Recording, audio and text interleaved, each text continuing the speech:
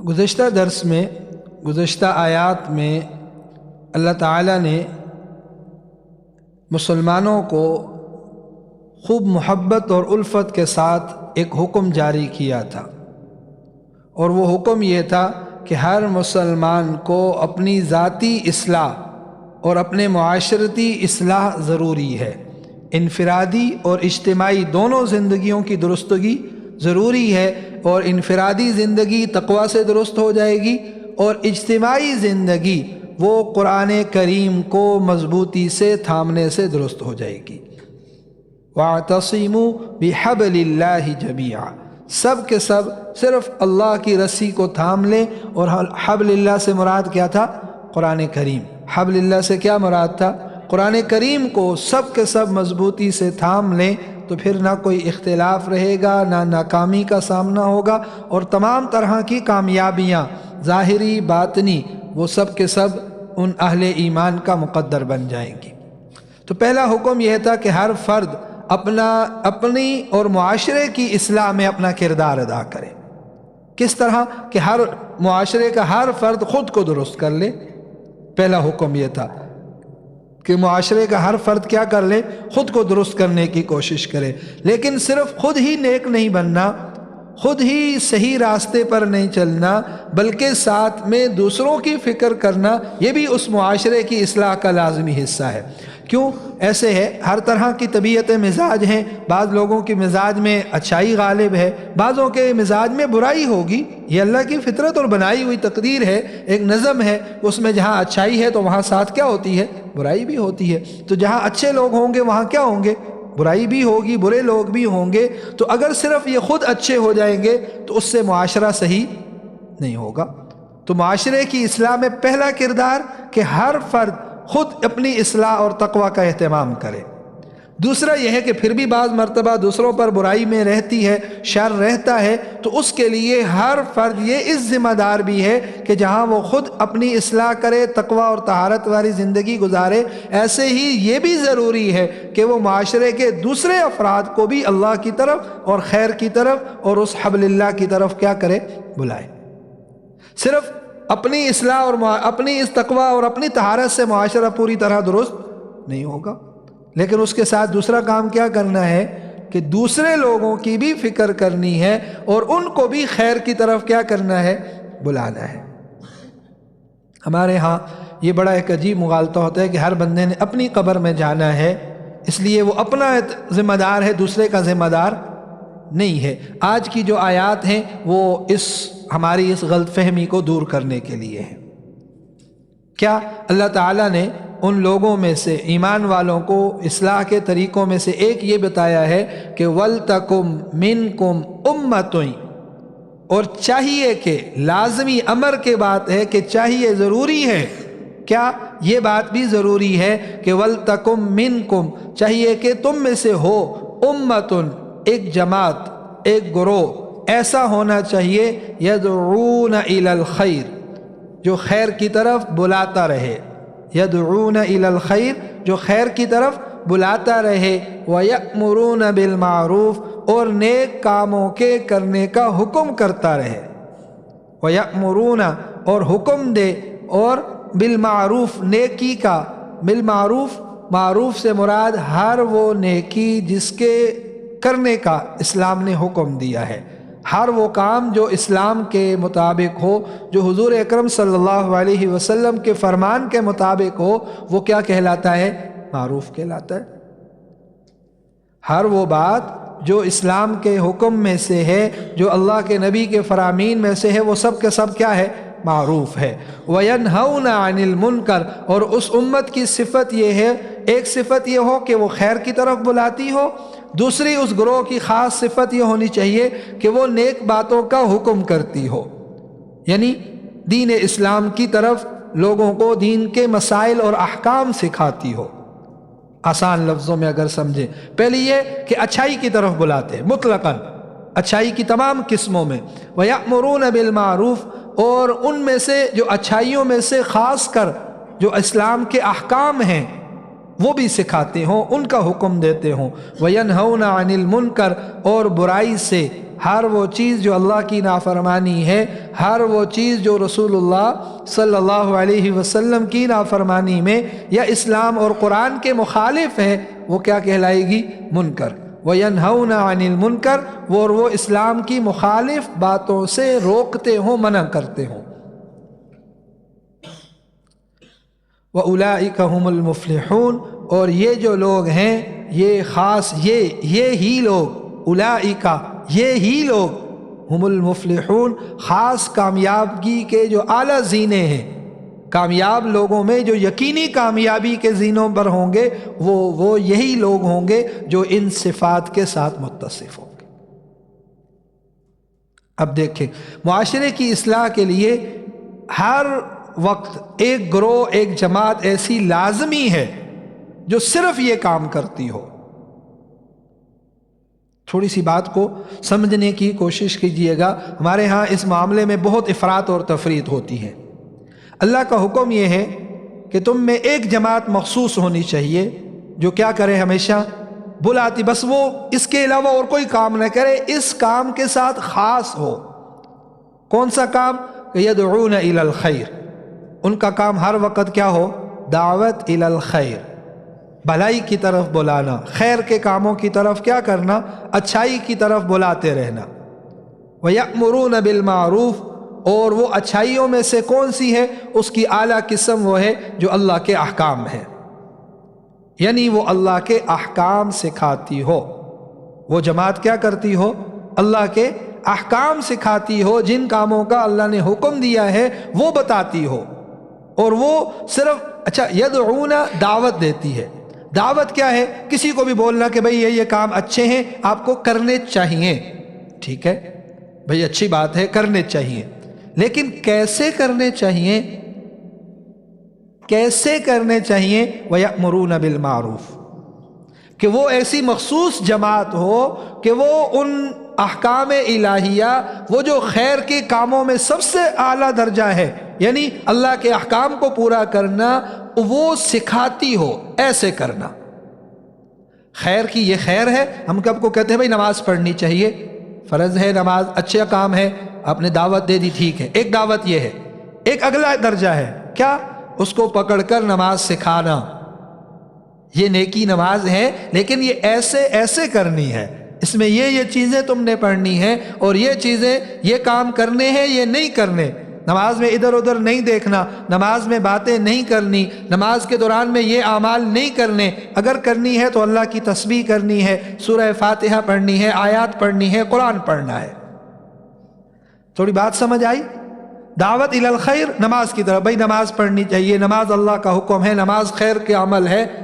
وَيَأْمُرُونَ بِالْمَعْرُوفِ، یہ مخصوص ہے ان نیکی کے کاموں میں سے، خاص طور پر وہ جو احکام الہی ہیں ان کو سکھاتی ہو، حکم دیتی ہو، یعنی ان کو کیا کرتی ہو؟ عملاً پریکٹیکلی بھی ان کو وہ سکھاتی ہو۔ وَيَنْهَوْنَ عَنِ الْمُنْكَرِ، اور ان کو جو برے اعمال ہیں، اللہ کے احکام کی خلاف ورزیاں ہیں، گناہ کے کام ہیں، ناچ گانا ہے، فلاں ہے، جو جھوٹ ہے، سود ہے، یہ کام برے ہیں، صرف برے ہی نہیں ہیں بلکہ اللہ کی مخالفت میں ہیں، اللہ کی نافرمانی میں آتے ہیں، اللہ کے قرآن کی مخالفت ہے، اللہ کے نبی کی مخالفت میں آتے ہیں، ان کاموں سے منع کرنے والی جماعت ہو۔ تو جب یہ کام کرنے والی آپ کے ذہن میں کون سی جماعت ہے اب کے زمانے میں؟ کہ وہ دعوت الی الخیر بھی ہو، امر بالمعروف یعنی اللہ کے احکام بھی سکھاتی ہو، اور برائی سے منع بھی کرتی ہو۔ ان میں جو سب سے اعلیٰ درجہ ہے اب کے زمانے میں پائی جانے والوں میں، اصل جو اس آیت کے جو سب سے پہلے اور سب سے اعلیٰ مصداق ہے وہ صحابہ کی جماعت ہے۔ وہ کون سی جماعت ہے؟ وہ صحابہ کی جماعت ہے۔ وہ سب کے سب ہی تقریباً عالم تھے، اور سب کے سب ہی قرآن کے دین کے جاننے والے تھے، وہ دعوت الی الخیر والے بھی تھے، امر بالمعروف والے بھی تھے، اور نہی عن المنکر بھی کرتے تھے۔ پھر ان کے بعد ان کے شاگرد اور ان کے اس سلسلے میں چلتے ہوئے آج کے زمانے میں اس فریضے کو پوری طرح، اس آیت کا جو صحیح پورا مصداق بنتے ہیں وہ علماء ہیں۔ وہ کون ہیں؟ قرآن سکھانے والے ہیں۔ کیوں؟ یدعون الی الخیر، سب کو بلاتے ہیں، یہ کام اچھے ہیں، ان کی طرف آ جاؤ، نماز کے لیے آ جاؤ۔ مؤذن بھی کسی درجے میں اس میں داخل ہے، حی علی الصلاۃ حی علی الفلاح، وہ دعوت الی الخیر ہے، لیکن وہ یأمرون بالمعروف میں وہ نہیں آتا۔ لیکن علماء پہلی صف میں بھی ہے، دعوت الی الخیر ہر طرح سے، اپنے قول سے، اپنے فعل سے، تقریر سے، تحریر سے، سارے شعبوں میں ہے۔ کتابیں لکھی، تقریریں کی، جمعہ خطبے میں اور بیانات میں اور وعظ میں، سب طریقوں میں وہ اللہ کی طرف کیا کرتے ہیں؟ دعوت الی الخیر کرتے ہیں۔ پھر وَيَأْمُرُونَ بِالْمَعْرُوفِ، وہ مدرسوں میں، مکاتب میں بیٹھ کر ایک ایک بچے کو، ایک ایک بزرگ کو، ایک ایک جوان کو ایک ایک حرف درست کرا کے اللہ کے احکام پر کیا کرتے ہیں؟ پوری طرح قائم اور کھڑا کرتے ہیں۔ اور امر بالمعروف کا جو صحیح مصداق ہے وہ علماء۔ اور تیسری جو چیز نہیں عن المنکر، وہ بھی انہی میں سے ہے کہ جو لوگ ان کے پاس دین سیکھتے ہیں، احکام الہی سیکھتے ہیں، نماز سیکھتے ہیں، روزہ سیکھتے ہیں، پھر وہ اپنے مدارس میں بیٹھ کر ایک ایک بچے کو۔ اچھا، ہمارے ہاں ایک عجیب سا ایک ذہن یہ بنا ہوا ہے کہ وہ جو مدارس میں لوگ ہیں، بچے چلے گئے نا، وہ انسانوں سے آؤٹ ہو جاتے ہیں، وہ ہمارے جو معاشرے سے نا وہ باہر سمجھے جاتے ہیں، کٹ آف ہوتے ہیں۔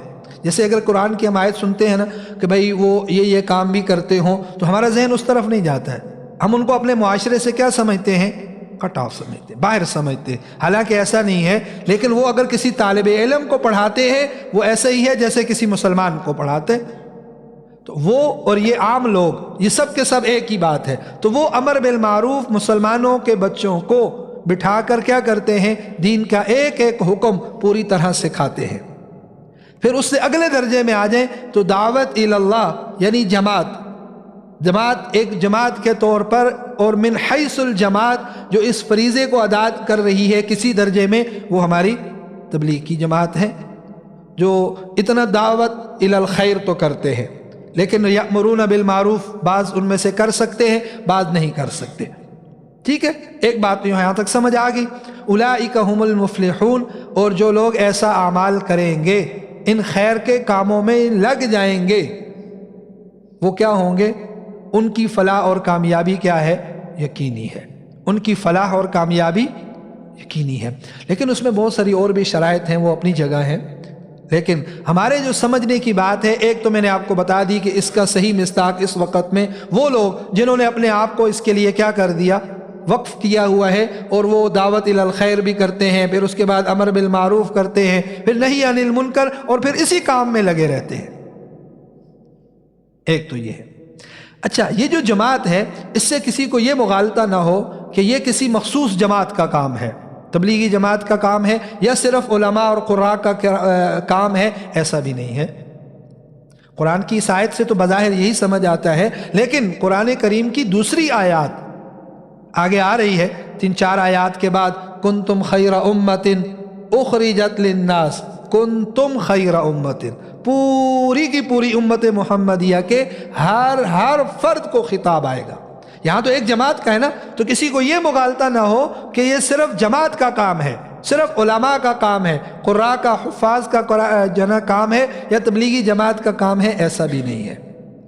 ٹھیک ہے، آیت سمجھ آ گئی پہلی، وہ پچھلی اپنی جگہ آیت ہے۔ اس کے بعد یہ غلط فہمی نہ ہو کہ یہ صرف کسی جماعت کا کام ہے، بلکہ یہ ہر مسلمان اور ہر فرد کا کام ہے، اپنی طاقت اور استطاعت کے بقدر۔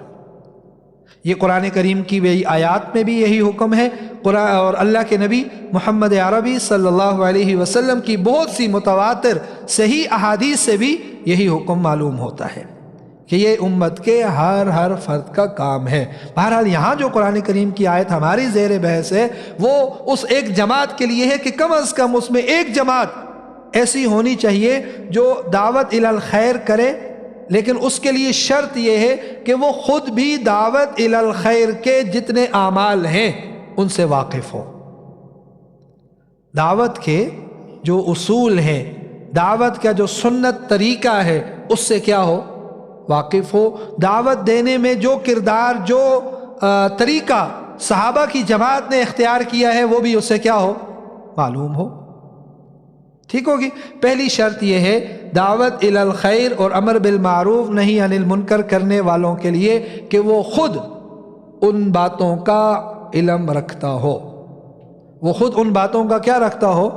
علم رکھتا ہو۔ تو میں نے شروع میں جیسے اس آیت کا جو مصداق ہے اس زمانے میں وہ بتایا، اور وہ اس کا علم رکھتے نہیں رکھتے، قرآن بھی جانتے ہیں، اللہ کے احکام بھی جانتے ہیں، سنت بھی جانتے ہیں، اللہ کے نبی کا طریقہ بھی جانتے ہیں، صحابہ کے طریقہ بھی کیا کرتے ہیں؟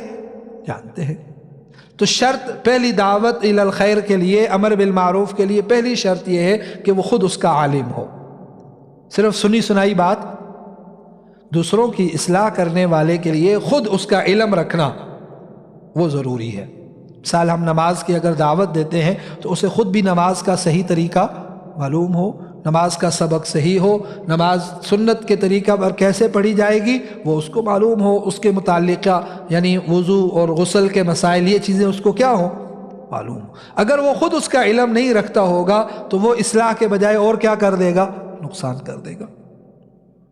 ٹھیک ہے، تو اس کے لیے پہلی شرط یہ ہے کہ وہ امر بالمعروف پڑھائے گا، پریکٹیکلی تبھی کرا سکے گا جب وہ خود بھی کیا کرتا ہو؟ جانتا ہو۔ پہلی شرط تو اس کے لیے یہ ہے کہ وہ خود اس کا علم رکھتا ہو۔ دوسری اس کے لیے یہ ہے،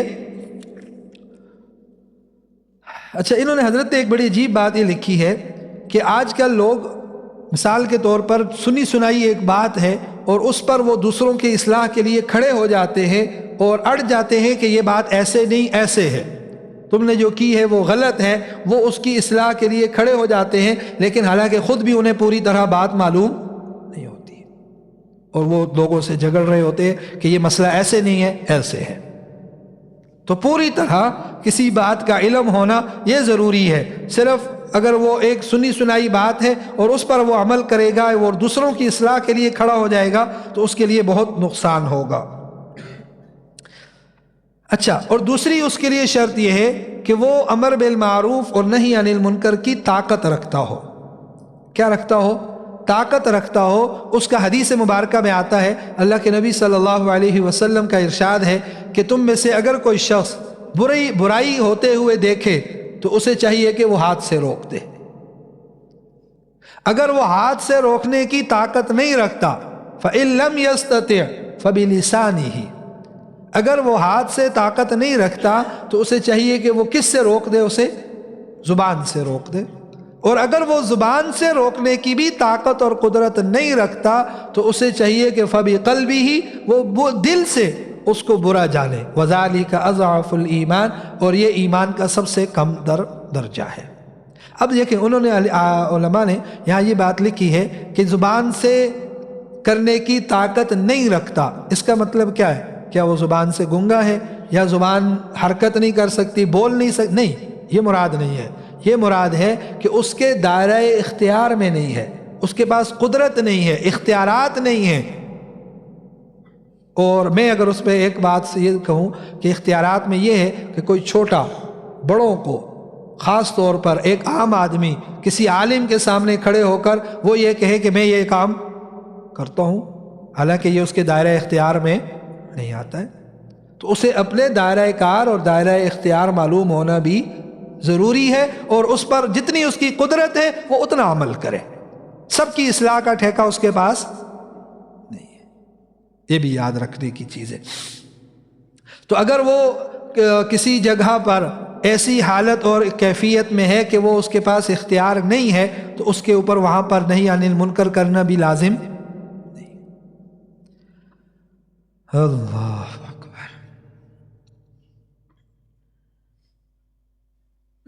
اچھا، تیسری چیز یہ لکھی ہے کہ وہ امر بالمعروف کا حکم اس وقت ہوگا کہ جب وہ اپنے سامنے اس کی محل بھی دیکھے، اس کا جو میدان ہے وہ بھی اس کے سامنے ہو۔ مثال کے طور پر نہی عن المنکر کرنے کے لیے اگر کوئی برا کام اس کے سامنے ہو رہا ہے تو یہ اس کے لیے حکم ہے کہ وہ نہی عن المنکر کرے اپنی طاقت کے بقدر، لیکن اگر وہ چھپ کر ہو رہا ہے، اس کے سامنے نہیں ہے، پھر بھی اس کے ذمے تھوڑی سی بات مشکل ہے۔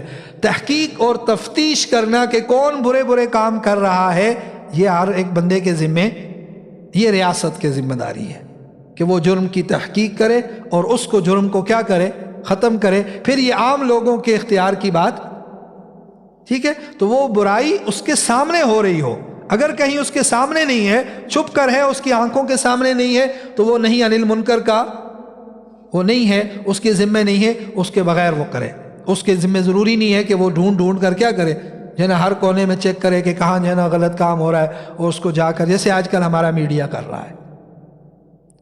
ٹھیک ہے، دیکھیں قرآن جو ہے وہ کسی کا وہ نہیں ہے کہ بھئی آج فلانا یہ کر رہا ہے اور وہ سمجھتا ہے کہ یہ اچھا کام ہے، لیکن قرآن اس کے سمجھنے پر موقوف نہیں ہے۔ قرآن اپنے اصول رکھتا ہے، دین کے صحیح اصل جو طریقہ ہے وہ بیان کرتا ہے۔ تو ہر برائی کی جڑ میں اور کھڈ میں جا کر گھس جانا یہ اسلامی تعلیمات کے خلاف ہے۔ ہاں، آپ کے ذمہ اتنا ہے کہ آپ کیا کر لو، جو اگر آپ کے سامنے ہے تو اس پر اس کو نہی عن المنکر کرو، اگر آپ کے سامنے نہیں ہے تو پھر آپ کے ذمہ واجب بھی نہیں۔ ٹھیک ہوگی، ایک بات کلیئر ہوگی۔ اچھا،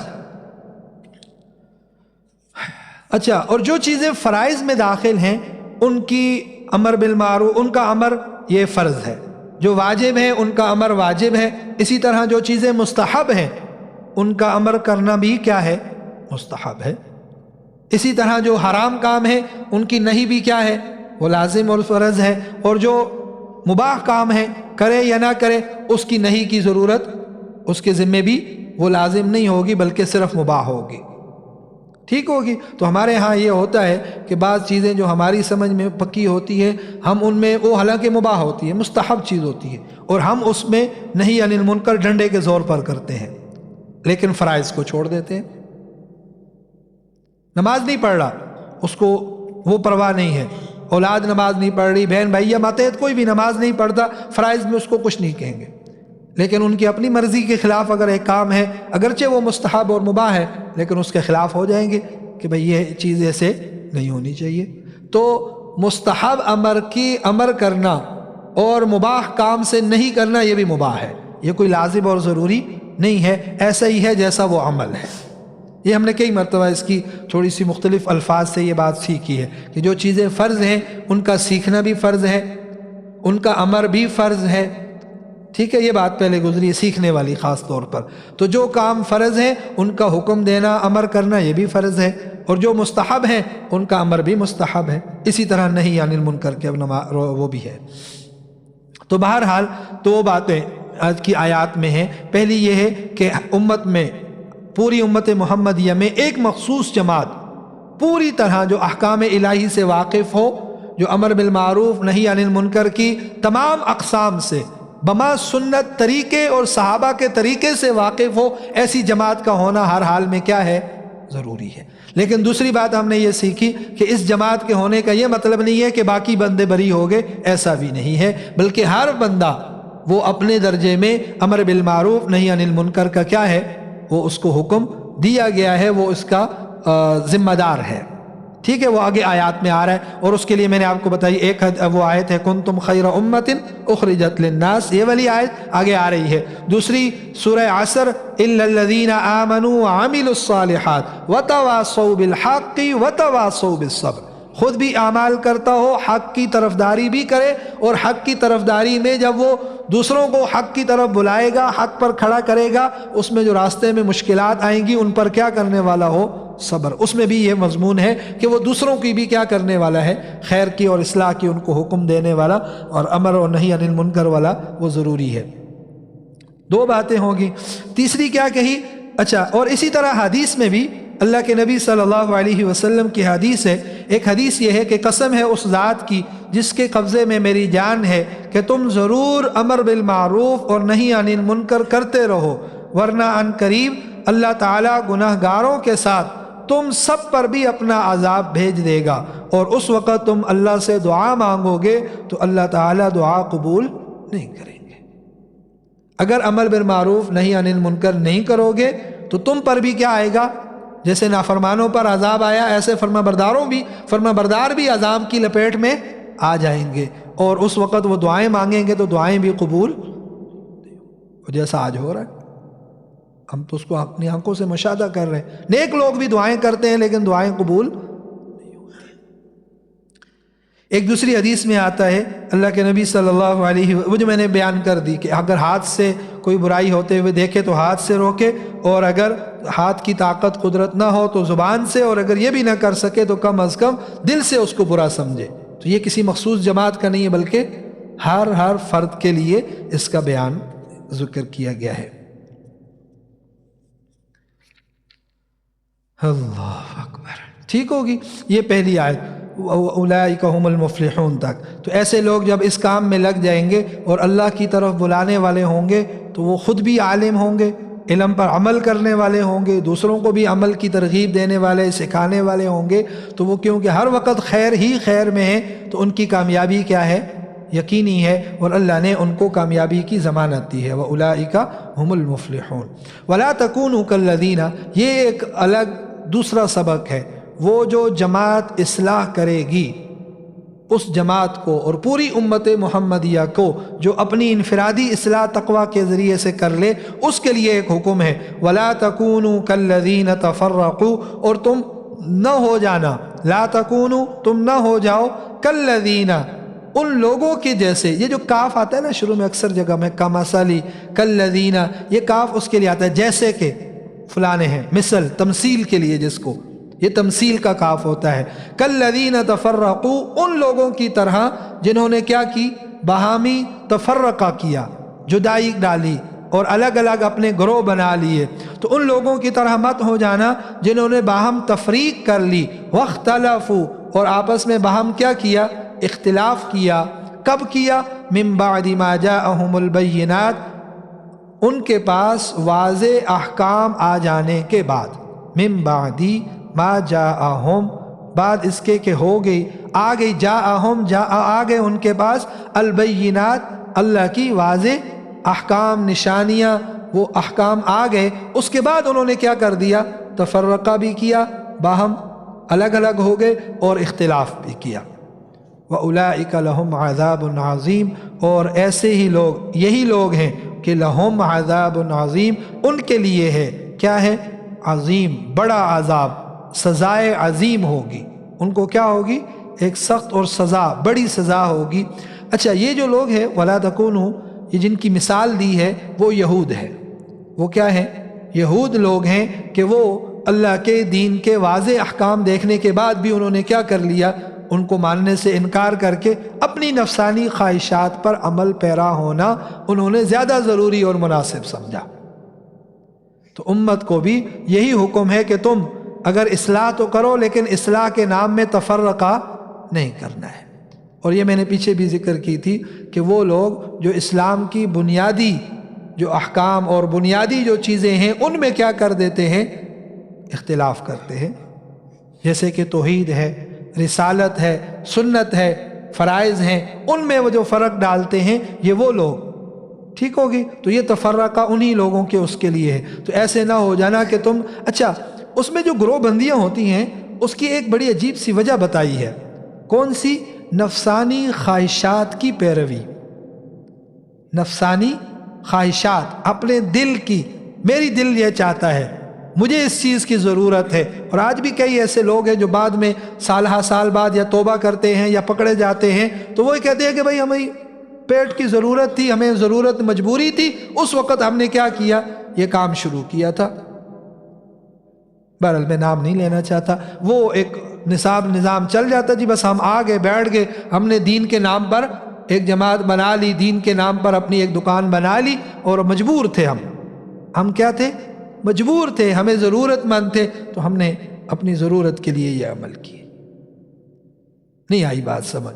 تو اپنی ضرورت، اپنی نفسانی خواہشات کے لیے دین کو بنیاد بنانا اور اسے کمائی کا ذریعہ بنانا، اور اس میں حالانکہ ان کو صحیح راہ پوری طرح معلوم نہیں ہے، وہ خود اس کی علم اور واقفیت نہیں رکھتے، لیکن انہوں نے اپنی ضرورت و مجبوری کے تحت میں وہ کام شروع کر کے دوسروں کو کیا کر دیا؟ اصلاح کا ٹھیکہ لیا، حالانکہ وہ خود کیا تھے؟ جاہل اور ناواقف تھے۔ خود انہیں کلمہ نہیں آتا، نماز نہیں آتی، قرآن نہیں آتا، اور وہ کئیوں کے ہادی اور مرشد بنے ہوئے۔ ٹھیک ہوگی؟ اللہ تعالی ہم سب کی ایسے لوگوں سے بھی حفاظت فرمائے اور ہمیں بھی ایسے اعمال سے محفوظ رکھے، اور ہمیشہ سے اللہ ہمیں توحید پر اور سنت پر قائم رکھے۔ اور سنت وہ جو جماعت صحابہ سے ثابت ہے اور ان کا طریقہ ہے۔ اللہ تعالیٰ قبول فرمائے، اور اللہ تعالیٰ ہم سب کو قرآن کریم کو صحیح معنوں میں پڑھ کر اس کو سمجھ کر عمل کی توفیق نصیب فرمائے۔